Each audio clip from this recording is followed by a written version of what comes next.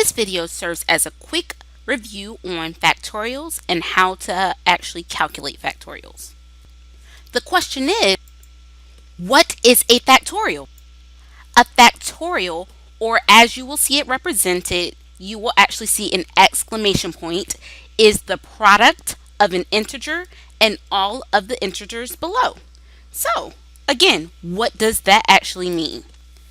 So let's say I have the number 4 and then I have that exclamation point or factorial, so we would say this as 4 factorial. Using the definition, it's the product of an integer, the integer is 4, and all of the integers below. The integers below 4 are 3, 2, and 1. Product again means multiply. So I am multiplying 4 times 3 times 2 times 1. 4 times 3 is 12 times 2, 24 times 1, of course, still 24. So 4 factorial equals 24. Considering many math classes restrict the usage of graphing calculators, I am going to show the same example of 4 factorial on a standard scientific calculator. The calculator that I am showing is a TI 30XS. If you have a calculator that is other than a TI, then please feel free to send me an email or contact me and I can try to figure out how to do that on your calculator. But for the most part, many of the instructional guides that I develop will always use some type of TI or Texas Instrument. So let's figure this out. We know our example was 4 factorial, so we're going to first grab the number 4. After that, we are now going to press the button that says PRB, which is actually probability. In pressing that, you should now see 3 options. The third option is where we have that exclamation point or the factorial key. Once we press that and enter, we get our number 24. Now let us go through a few examples so that we can show off our math rockstar abilities. Now, I know that since I have shown you how to do this on the scientific calculator, you're probably going to tune me out and pretend like you didn't even realize that this portion of the video was there. But as a mathematician, I do feel like this is important, so I'm actually going to work all the way through and flesh out each step. All right, so let's get started. For A, we have 18 factorial divided by 16 factorial. Now, what does that mean? Yes, that means 18 times 17 times 16 times 15 times 14 times 13 times 12 times 11 times 10 times 9 times 8 times 7 times 6 times 5 times 4 times 3 times 2 times 1. Oh my goodness, I'm out of breath. Can you imagine sitting there multiplying all of those factors together? Absolutely not. We're not going to do that. What we are going to do is try to figure out how we can simplify this. Now, look at our numerator. Our numerator, of course, is 18 factorial, whereas our denominator is 16 factorial. That should ring a bell. If you count backwards from 18, the next number, of course, is 17. Then we have 16, but if we keep going, we're going to get every number below 16. So instead of writing out every number below 16, we are actually going to just do 16 factorial. Kind of cool, huh?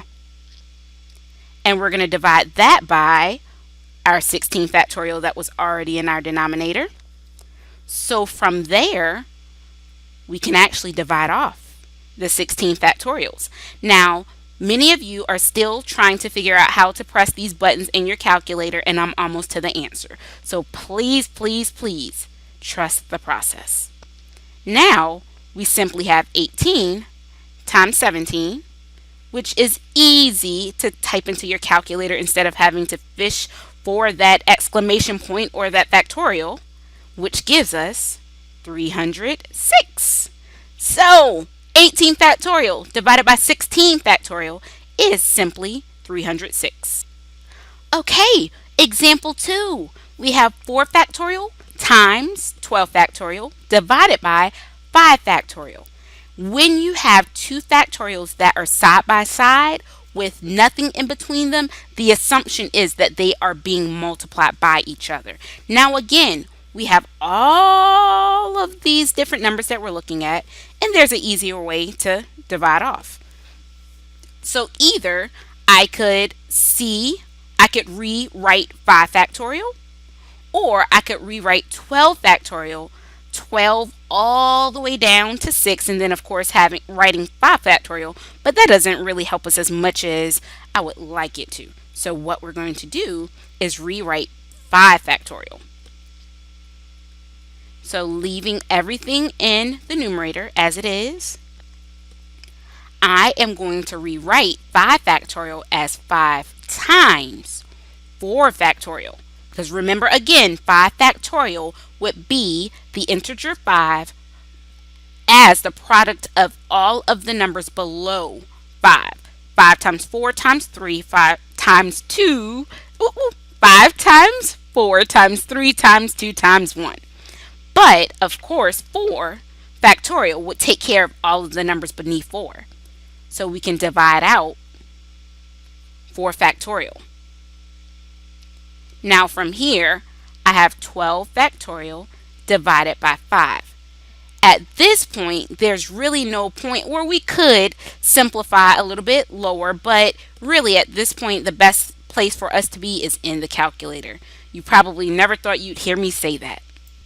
Back to our trusty dusty calculator that we use for only emergencies. And this is sort of kind of an emergency, not a big one, but I'm thinking everybody is about to call 911, so let's go ahead and type it in.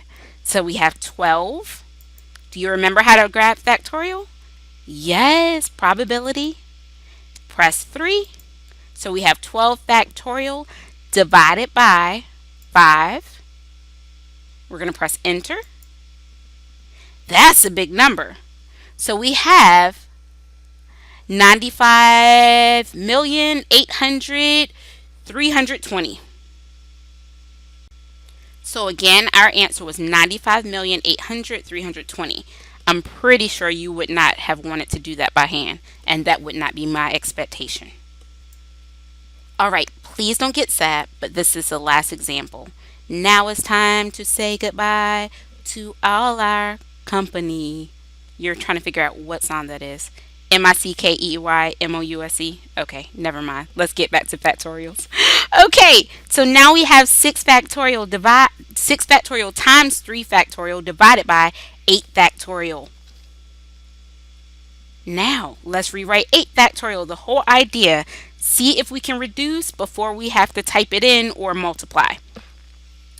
So, we're going to leave our numerator as is, and our denominator is what we are going to change how it's represented. So we have 8 factorial. Since I have 6 factorial in the numerator, I am going to rewrite 8 factorial so that I can show that 6 factorial is included. 8 times 7 times 6 factorial. Those divide off. Now I'm going to write out the definition of 3 factorial. 3 times 2 times 1. And then of course I still have 8 times 7. And I know many of you are still grabbing your calculators. By the time you finish typing all your numbers in, you could have been finished by just using number sense. So 2 and 8 reduce by dividing each by 2. So 2 divided by 2 is 1.